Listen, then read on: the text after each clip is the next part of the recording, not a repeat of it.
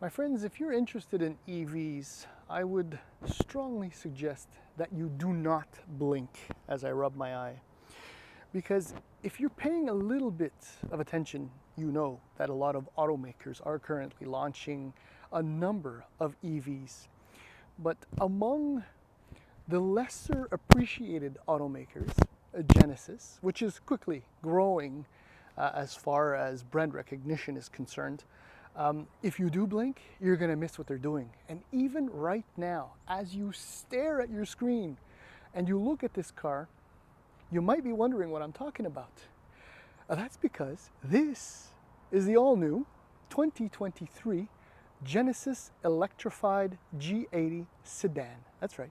This is the fully electric version of the G80, which you would never, ever guess by looking at it. In fact, it's almost as though Genesis went out of their way to make sure that most people, if not the very vast majority of people, seeing this car parked anywhere would never even doubt for a second that this is an EV. And I have to admit that as far as EV strategies are concerned, this might be one of my favorites. Because for a lot of, and I've said this before in a review or two on EVs, for a lot of people, switching from an internal combustion engine to an EV is just a matter of mobility. It's not a matter of showing off. I mean, if you buy a Tesla, not that you're showing off, but you're telling everyone, I'm driving an EV. Same thing happens if you buy a Taycan, or most EVs right now are immediately recognizable as such. Call it like the Prius effect. You bought a Prius, you knew you were buying a hybrid, but if you buy a Sportage EV, hybrid, nobody's going to really know that you're driving an EV or a hybrid unless they look at the badge. And speaking of badge, as we do a walk around after this little intro, you'll notice that there's nothing really unique visually about the electrified G80. And I think that's absolutely brilliant. The car itself is pretty damn good. And when I tell you what it retails for in Canada, it might be a little bit eye-watering, but again, this is a Genesis, right? Genesis does things a little bit differently than, say, other premium automakers, and it's more in line with what Hyundai and Kia do. Anyhow, as I said, we're going to do a brief walk around of this electrified G80, and then we're going to take it for a very quiet and spirited spin. Okay, so let's start with the styling, okay, and show to you that there are no real visible signs that this is an EV. Now pay attention to the whole car as I walk around. I mean, unless you know that the wheels are essentially unique to the EV, you don't know that this is an EV again. I mean, normally what you would find is maybe a badge or something that says electrified or EV or whatever, but nope, none to be seen. Now keep paying attention to, say, the quarter panels or front fenders, and you'll note that there is no visible charge port, which is kind of cool. I mean, the only thing that is the giveaway happens up front. I mean, as you can see, it has a conventional grille, but it's not a conventional grille, right? It's completely blocked off. And still, we haven't found where the charge port is, right? So here's where it is. This kind of looks odd, it kind of stands out. That's radar and cameras and business like that. So the charge port is there. That's right. Right in the front, nicely hidden from view, but that itself will pose a serious problem for most places above the snow belt. Because as you know, like all such a junk accumulates on the front end, and the snow and the ice and the sleet and the crap and all that. So that's going to be frozen shut for many people when they live above the snow belt and they drive around. I mean, it's a cool feature because it's beautifully hidden from view from everything else, but it's going to cause problems. That may be the only real aesthetic problem with this car. Now, pricing. You ready for this? In the US, base price for the electrified G80 is $79,825. In Canada, $105,150. That's all in, except for taxes, obviously. $105,150. But the car comes fully fully loaded. It's got a 12.3 inch digital IP. It's got a 14.5 inch touchscreen display, which is gorgeous. You have heated every seat, essentially, except for maybe the rear center portion. Front seats are cooled, and they have, on the driver's side, ergo massaging function. It's got a 21 speaker audio system. There's microfiber suede. There's soft closed doors, 19-inch wheels. I mean, it's just all there, and it's beautiful. It's premium. It's very Genesis. As far as the trunk is concerned, however, this is one of the letdowns. I mean, it's a fairly big sedan, but you only get about 304 liters of boot space. So it's heavily compromised because of the electric motors and the batteries and all of that. But if you don't need that much trunk space, that's not necessarily a problem. By the way, I forgot to mention, the Electrified G80 is 1 centimeter, I think that's what it is, 10 millimeters longer overall than the regular internal combustion engine version. So it's got an extra 5 millimeters up front, 5 millimeters in the rear. Bumper, I don't know, room for more stuff that you can't see. Rear seat, when the kid seats are not in there, I mean, very comfortable. Loads and loads of space for legs and heads. I mean, the door opening is actually quite big. This is a fairly large mid-size sedan. But you can see the attention to detail, the beauty, the craftsmanship, very Genesis, very, very appreciable quality overall. All right, so up front, the same thing. There's your audio speaker. I mean, I love details like that. It's just beautiful, and the wood grain is superb. It's beautiful, and it's authentic too. Leatherette on the doors, it's gorgeous. The seats. Now, here's a weird thing about the seats. Let's zoom out a little bit. They look ridiculously comfortable, and these are 16-way power adjustable on this side, 12 on the passenger side. I can't get comfortable. I'll touch on that a little bit later, but now that I've said that, I'll probably forget. But they look so cushy, but I get the impression that I'm sitting on a park bench. I don't know what's going on. And then there's your massage function right there, a power lumbar, and the side support actually closes in on you or retracts. It's all there. Yeah, and the lower seat cushion extends. It should be ridiculously comfortable, but it's just not. I can't explain it.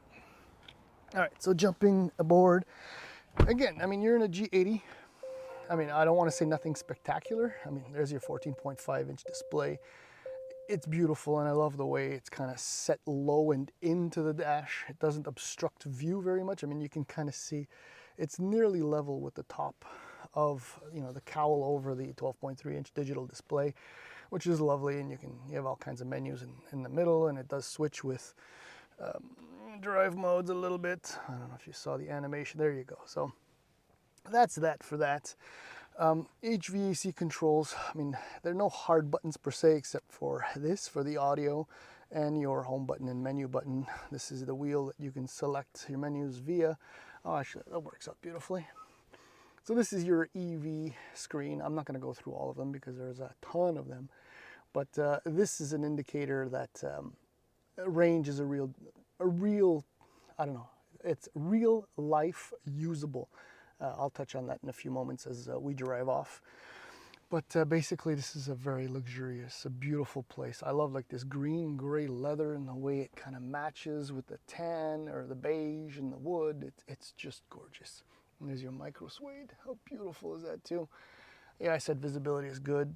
I mean, the steering wheel, lovely. I love the 4-spoke design, and it's not too fat. It's really, really nice. And the drive is as well. So we might as well get on that right now.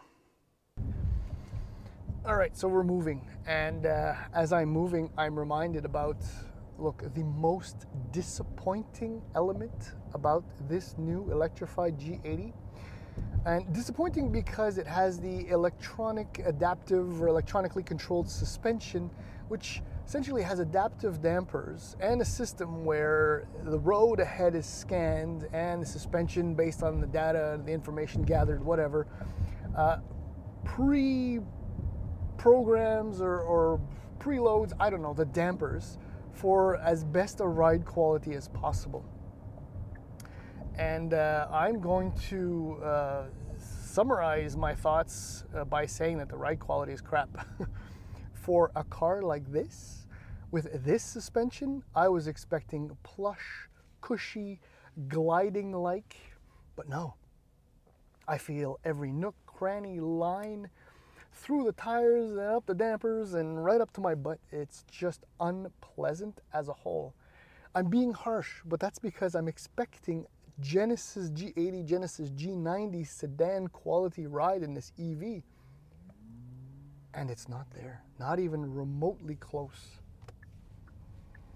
I mean, if you want something that's sporty-ish and, you know, it's got a less than, I don't know if you can see it, but I'm kind of rolling around with the road surface, and the bolsters are as tight as they can go. I'm upset about this because I was expecting so much more from this car as far as comfort is concerned. Moving along, I mean, everything else is pretty damn good. I mean, it's a dual electric motor setup, obviously, so it's got all-wheel drive. Total system power is 365 horsepower, 516 pound-feet of torque. That combined, you know, despite the weight and size of this car, you'll hit 100 kilometers an hour from a standstill in 4.9 seconds. That's essentially the norm. If you don't have a premium EV with a good-sized battery that can't, you know, hit 100 kilometers an hour from standstill in 5 seconds, you're doing it wrong. Which is absurd when you think about it. 5 seconds is so fast. It's ridiculously fast. So you have an 87.2 kilowatt hour battery, which is larger than the one you'll find in the GV60 and the GV70 Electrified GV70 and other smaller Hyundai Motor Group EVs. This thing, when fully charged, will give you 454 kilometers of range. I have no reason not to believe in ideal conditions, as always, that this will be the case. I mean, I showed you 83% and the range was 340 kilometers or something like that. I mean, I had it to about 95 and I had 425 or 400. I've been driving like an idiot. So that's the compromise there. But I think, you know, a normal driver could easily extract 450 plus kilometers out of this vehicle on a full charge. And speaking of charge, I mean, on a level 350 kilowatt hour charger, it'll take about 67 minutes, I think, for 10 to 80% state of charge. And if you get to a 350, which this car is capable of, not that I've actually experienced it, despite trying with the Ioniq and the EV6 and the GV60, but that'll take, the time goes down to like 21 minutes or 22 minutes. Which is pretty damn good. You just have to find a 350 kilowatt charger that will actually charge at that, at that speed. Steering is fine, brakes are good. On that subject, regen braking through the paddles, like the other products in the lineup. So they're essentially, now I forget, 4 modes. Yeah, I think it's 4 modes. I don't remember. But you do have one pedal drive, which is, at least in my opinion, one of the best features on most EVs. That means that I just got into one pedal driving, and it will bring the car to a full stop. And it's just a matter of calibrating, you know, speed, distance, and whatnot, and eventually you get it. But if you get onto the brake pedal, there's no lull or difference in the assistance. And thankfully, unlike the EQS from Benz, the pedal doesn't move. It just stays there. I mean, which in the EQS it does work eventually, or you get used to it, is what I'm trying to say. But that's about it. I mean, at $105,150, that's a lot of money for an electric Genesis. But you get range, you get the luxury. It's got soft closed doors too. But you know, you spend a few extra bucks and you're in Taycan 4S territory. What else? I mean, even a base Lucid Air is 130 something thousand. It's a lot of money more, but it's not that far off. And eventually we'll get an EQE and an A6 e-tron and all that. So out of all of those, this will probably remain the most affordable. At least it is now. You get all the specs and all the features. But I mean, what I was trying to say before is that this is typical Hyundai Motor Group MO, where you get a lot of value in your vehicle, a lot of tech, great styling. And it's all here in this. But it's the ride. I can't get over. I mean, it's just like, you know, little cracks that are being fixed, and I'm feeling everything, and I'm moving, and I'm being tossed around. Luxury, high-end, premium, mid-size sedan, and that's unacceptable. And I'm in the eco mode actually, and even in my mode, it doesn't make a difference no matter how I adjust whatever. It's a great car, but charge port is an issue and the ride quality is another issue. Otherwise, it's pretty damn interesting. And do keep an eye on Genesis, because more EVs than anyone else very shortly, and then the others are going to play catch up. All right, I'm done.